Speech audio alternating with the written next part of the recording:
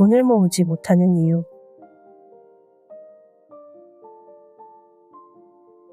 돈을 모으지 못하는 사람의 가장 많은 핑곗거리는 소득이 적어서 쓸 돈도 모자란다는 것이다. 하지만 쓸 돈이 모자라게 된 이유는 미래 소득을 가져다 현재에 써버렸기 때문이다. 이 현재가 시간이 흐르면서 과거로 쌓이며 종국의 현재와 과거 둘 모두 책임져야 하는 상태가 돼버린 것이다. 상황을 이렇게 만들어 놓은 장본인은 자기 자신이다. 쓸 때는 많은데 수입은 적고 그나마 남은 돈도 투자하기엔 너무 적은 돈이라 생각해서 전혀 모으지 못하는 사람이 있다. 그러나 이런 사람은 급여가 많아져도 결국 똑같은 말을 한다. 소득이 늘어난 만큼 소비도 더 많아지고 미래 소득, 즉 카드를 여전히 사용한다. 급여가 아주 많거나 사업으로 큰 돈을 벌어도 여전히 똑같은 사람이 많은 것을 보면 이건 수입 규모가 아니라 생활 태도의 문제다. 음식과 주거가 해결되지 못할 정도로 가난한 상태가 아니라면 누구든 저축을 하고 재산을 모아 투자도 해서 부자가 될 수 있다. 단언컨대 신용카드를 사용하는 사람, 물건을 부주의하게 매번 잃어버리는 사람, 작은 돈을 우습게 아는 사람, 저축을 하지 않는 사람, 투자에 대해 이해가 없는 사람은 절대 부자가 되지 못한다. 부는 그런 사람에게 우연히 들렀어도 순식간에 돌아서서 나온다. 절대로 미래 소득을 가져다 현재에 쓰면 안 된다. 신용카드를 잘라버리고 직불카드를 사용해야 한다. 신용카드사에서 주는 포인트는 잊어버려라. 그건 신용카드사가 그냥 선물로 주는 것이 아니다. 포인트의 핵심은 더 사용하기와 포인트 수집용 구매다. 포인트를 모은다는 장점을 이용해서 필요 없는 소비를 늘리고 포인트를 얻기 위해 구매하는 방식으로 소비자를 현혹한다. 이는 마치 달걀을 얻기 위해 암탉을 죽이는 것과 같다. 지금 당장 현금이 없어도 미래 소득으로 구매가 가능하다는 이유로 그깟 몇 프로 안 되는 포인트를 적립받기 위해 소비의 경계를 무너뜨리고 만다. 이때 가장 흔한 변명은 어차피 사야 할 물건이니 포인트를 얻으면 유리한 것 아니냐는 논리다. 그러나 이 논리가 맞다면 카드사는 포인트 적립 시스템을 이미 없애버렸을 것이다. 카드 사용을 중지하고 이번 달부터 직불카드나 현금을 사용해보면 불필요한 지출이 현저하게 줄어드는 것이 보인다. 실제로 더 많은 이익을 보게 된다. 10,000원 가치의 포인트를 모으려면 100만 원의 소비가 일어나야 하고 그 중에 몇십만 원은 필요 없는 지출이다. 카드 사용은 정말 어리석은 짓이다. 물건을 부주의하게 다루는 사람도 절대 부자가 되지 못한다. 물건이나 상품이 무생물이라는 생각에 함부로 다룬다. 그러나 모든 물건은 자연에서 나온 재료와 인간의 시간이 합쳐져 생겨난 생명 부산물이다. 모두 생명에서 온 것이다. 오랫동안 쓰는 물건이나 밖으로 가지고 다니는 물건에는 예쁜 스티커나 레이블 머신을 이용해 자기 이름을 붙여놓는 것이 좋다. 주인의 이름을 단 물건은 그 순간 생명을 가진다. 설령 잃어버려도 꾸역꾸역 주인을 찾아온다. 집안에 가져올 땐 정해진 자리에 놓고 사용 후에 청소나 관리가 필요한 물건은 즉시 닦아서 손상을 막고 가끔씩 정갈하게 포장해서 먼지가 닿지 않고 언제든 다시 쓸 수 있도록 관리해야 한다. 부는 물건이라도 존중하는 사람에게 붙는다. 재물의 형태는 결국 물건이기 때문이다. 작은 돈은 큰 돈의 씨앗이고 자본이 될 어린 돈이기에 씨앗을 함부로 하고 아이를 돌보지 않는 사람은 그 어떤 것도 키우지 못한다. 작은 돈을 모아 종잣돈을 마련해서 투자나 사업의 마중물을 만들어가는 것이 성공의 기초다. 기초를 다지지 않고 지은 건물을 임시가옥이라 부른다. 크게 짓지도 못하거니와 바람만 불어도 날아가 버린다. 모든 투자는 작은 돈에서부터 시작된다. 작은 투자로 시작한 투자 경험이 큰 투자도 가능하게 만들어준다. 자산은 모이면 투자를 해야 한다. 투자하지 않는 돈은 죽은 돈이고 실제로 아무것도 하지 않는 장롱 속의 돈은 인플레이션이라는 독을 먹고 서서히 죽어버린다. 투자에 대한 이해나 경험이 없는 주인에게 끌려간 돈은 홀로 죽어가거나 기회만 생기면 탈출해버릴 것이다. 지금 책을 덮고 가위를 가져다가 신용카드를 잘라라. 부자가 되는 첫걸음이다.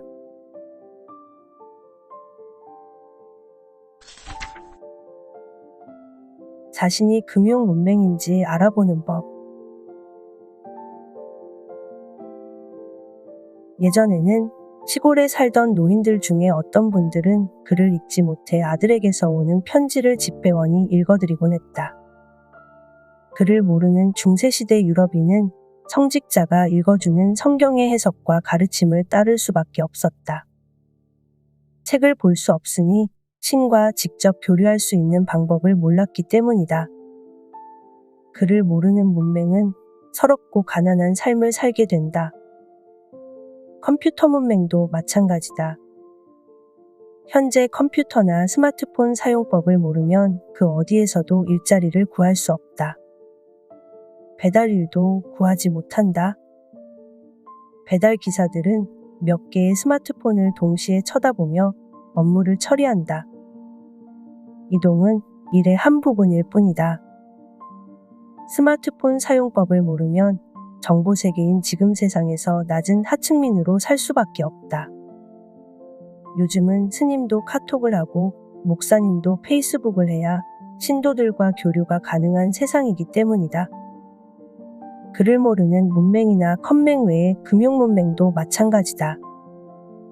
금융 지식은 생존에 관련된 문제다. 앨런 그린스펀은 글을 모르는 문맹은 생활을 불편하게 하지만 금융 문맹은 생존을 불가능하게 만들기 때문에 더 무섭다라고 말하기도 했다. 금융 문맹인 사람은 자산을 지키고 늘리는 데 있어 무너진 성벽을 지키는 성주와 같은 신세다. 내 재산을 남들이 가져가려 해도 지키지 못하고 뺏어가도 뺏어간 줄도 모른다. 재산을 모으려 해도 내 가치와 상대의 가치를 모르니 매번 터무니없는 값을 지불하거나 헐값에 넘기기 일수다. 그래서 실제 생활에서는 문맹이나 컴맹보다 더 비참한 삶을 벗어나지 못하기도 한다. 자신의 성벽을 쌓아 남들로부터 재산을 보호하고 자산을 성 안에 모아두는 모든 금융활동은 이런 용어를 이해하는 데서 시작된다. 우리나라 성인의 금융 이해도를 조사해보면 OECD 평균보다 낮다. 연령대별 이해도를 살펴보면 30대가 가장 높고 그 다음으로 40대, 50대, 20대, 60대, 70대 순으로 나타난다. 월소득 250만 원 이하 사람들의 금융 이해도는 58점인데 반해 250만 원 이상 420만 원 이하는 63점이며 그 이상의 소득자는 66점 정도다. 20대와 60, 70대가 금융 사기에 가장 취약하고 투자 위험에 많이 노출되는 것도 낮은 금융 이해력에 기인한다. 수입이 많을수록 금융 지식이 늘기도 하지만 금융 지식이 많아야 소득도 늘고 재산을 지킬 수 있기에 금융 이해력 자체가 대단한 삶의 도구라고 볼 수 있다. 남녀노소를 불문하고 금융 지식이 부족하면 잘못된 투자나 금융 결정을 하기 쉬우며 이런 결정은 결국 스스로를 신용불량자나 빈곤층으로 전락하게 해 사회 전체에 문제가 된다. 수학을 공부하기 위해서는 사칙연산을 배우는 것이 시작이다. 사칙연산을 더 쉽게 이해하기 위해 구구단을 외운다. 영어를 배우기 위해서도 알파벳을 알아야 한다. 대문자와 소문자 모두 외워야 한다. 이것은 학문의 시작이다. 우리는 금융이나 경제를 아무에게도 배울 수 없다. 어느 나라 어느 학교에서도 실제적인 경제 교육을 시키지 않는다. 이유는 간단하다. 굳이 가르칠 이유가 없어서다. 마치 예전에 노예나 노비에게 글을 가르치지 않던 이유와 같다. 글을 배우면 생각이 깊어지고 기억을 정리할 수 있고 문서가 보이기 때문에 다스리는 사람들에겐 아래 사람들이 글을 배우는 것이 달가울 리 없다. 경제 지식도 마찬가지다. 경제적 지식이 많은 사람은 자산가들의 위치를 위협한다. 온갖 투자 계약이 노출되고 주식 거래나 은행 거래에서 우위에 설 수 없게 된다. 그러나 나는 한국의 중산층이 두터워질수록 국가의 안전망이 확대되며 건전한 사회로 발전한다고 믿는다. 나는 부자가 되고 남들은 가난하면 좋을 것 같지만 그런 나라는 정치와 사회 안전망이 무너져 결국 그 위험을 상위 그룹 사람들이 떠안게 된다. 그러므로 가장 좋은 나라는 중산층이 두터운 나라, 누구나 열심히 노력하면 중산층이 될 수 있고 더 큰 부자가 많이 나타나는 나라다. 그러기 위해서 첫 번째로 해야 할 일은 고등학교 때부터 실물 경제 교육을 시키고 경제 용어를 가르치는 일이다.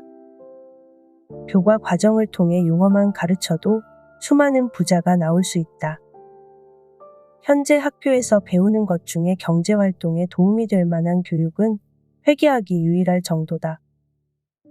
경제학은 개인 경제생활에 전혀 도움이 되지 않는다. 경제 용어만 공부해도 젊은이들이 함부로 부채를 만들지 않을 것이며 수입의 일부를 주식이나 채권에 투자하면서 기업가 정신을 배우고 재산의 형성 과정에 참여해 나가며 자긍심 가득한 존경받는 부자가 될 것이다. 나는 한국의 모든 국민이 위에 열거된 용어를 이해하는 나라가 되면 얼마나 멋질까 상상하며 웃는다. 기자들이 함부로 경제를 핑계 삼아 정치적 편향 기사를 쓰지 못하니 엉뚱하게 집을 사거나 폭락장에 바가지를 씌우지도 못할 것이다. 모든 배움의 시작은 용어 이해부터다. 금융 용어를 온 국민이 이해하면 어떤 정치가도 국민을 함부로 하지 못하며 부도덕한 사업가가 설 자리는 점점 줄어들 것이다. 금융 지식은 생존에 관련된 문제다.